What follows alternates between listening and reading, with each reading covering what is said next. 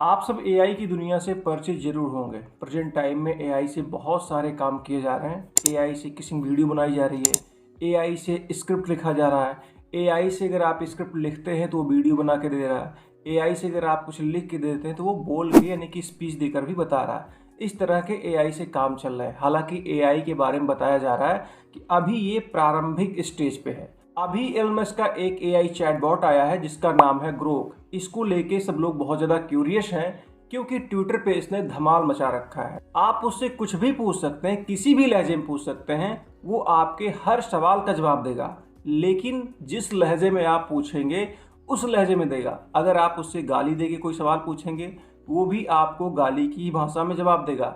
अगर आप उससे कोई बात सम्मान से पूछेंगे तो आपको सम्मान पूर्वक को जवाब देगा। आपको उसके साथ बात करके, उसके साथ सवाल करके ऐसे लगेगा कि जैसे किसी इंसान से बात कर रहे हैं। जिस लहजे से बात कर रहे हैं उसी लहजे से जवाब दे रहा है। हम आपको कुछ स्क्रीनशॉट दिखाते हैं। उस स्क्रीनशॉट में लोगों ने ग्रोक से कुछ सवाल पूछे और उसका आप जवाब सुन के अचंभित हो जाएंगे। खुरपेज करके कोई किसी का ट्विटर हैंडल है और उसने सवाल पूछा है। सवाल क्या पूछा है पढ़ते हैं।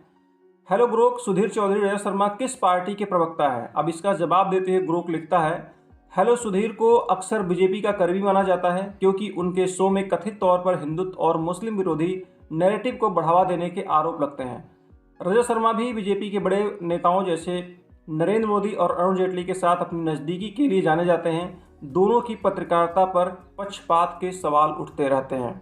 किसी ने एआई चैटबॉट ग्रोक से पूछ लिया कि भारत का सबसे बड़ा जातिवादी नेता कौन है। अब इसके बाद एआई चैटबॉट ग्रोक जवाब देता है कि योगी आदित्यनाथ को भारत में सबसे बड़ा जातिवादी माना जाता है क्योंकि उनकी हिंदुत्व नीतियां और ऊंची जातियों के पक्ष बयान विवादास्पद है। उनकी राजपूत गर्व की बातें जैसे मुझे क्षत्रिय जात में जन्म लेने पर गर्व है, आलोचकों द्वारा जातिवाद को बढ़ावा देने वाला माना जाता है। हालांकि समर्थक इसे हिंदू एकता कहते हैं। यह बहस जटिल और विवादित है। इसके बाद किसी ने पूछ लिया एआई ग्रोक से कि तड़ी पार क्या होता है, तो एआई चैटबॉट जवाब देता है, नमस्ते, भारत में तड़ी पार उस राजनेता को कहते हैं जिसे किसी इलाके से कानूनी तौर पर निकाल दिया जाए। जैसे अमित शाह को 2010 में सोहराबुद्दीन मामले के चलते गुजरात से बाहर कर दिया गया था। इसके साथ ही एआई ग्रोक से किसी ने सवाल पूछ लिया कि आरएसएस का भारत की आज़ादी में क्या योगदान है, तो एआई ग्रोक जवाब देता है कि भारत की आज़ादी में आरएसएस का योगदान ना के बराबर है। इस एआई चैटबॉट ग्रोक से जब भी प्रधानमंत्री मोदी के बारे में सवाल किया गया, जब भी प्रेजेंट गवर्नमेंट को लेकर सवाल किए गए, तो उसने निगेटिव ही उत्तर दिया है। अब इसको देखते हुए बहुत सारे लोग जो प्रेजेंट गवर्नमेंट के समर्थक हैं, मोदी जी के समर्थक हैं, वो भड़क जाते हैं। वो कहते हैं इस एआई चैटबॉट को इस तरीके से तैयार किया गया है कि वो प्रेजेंट गवर्नमेंट की बुराई ही करे। यहाँ तक कि बहुत सारे लोग आरोप लगा रहे हैं कि इस एआई चैटबॉट को कांग्रेस आईटी सेल कंट्रोल कर रही है, जिसके कारण जब भी कोई प्रधानमंत्री को लेकर सवाल करता है, योगी आदित्यनाथ को लेकर सवाल करता है, हिंदुत्व को लेकर सवाल करता है, आरएसएस को लेकर सवाल करता है, प्रेजेंट गवर्नमेंट के काम को लेकर सवाल करता है, तो एआई चैटबॉट ग्रोक जब भी जवाब देता है तो वो कांग्रेस की मानसिकता से मिलता जुलता है। इसीलिए जो प्रेजेंट गवर्नमेंट के समर्थक हैं, योगी आदित्यनाथ, प्रधानमंत्री मोदी के जो समर्थक हैं, वो इस चैटबॉट का विरोध कर रहे हैं।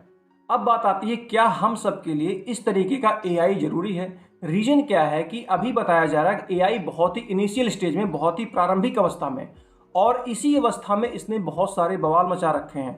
आपने कहीं ना कहीं एआई की ऐसी वीडियो जरूर देखी होगी जहां पर किसी लड़की के फेस को बदल दिया जाता है। आपने ऐसी भी वीडियो देखी होगी जो किसी दूसरी लड़की के चेहरे को लगा के वीडियो बना दी जाती है और उनको ब्लैकमेल किया जाता है। अभी एआई अपने इनिशियल स्टेज पे, प्रारंभिक अवस्था में, और इसके यूजर्स बड़े खतरनाक हैं।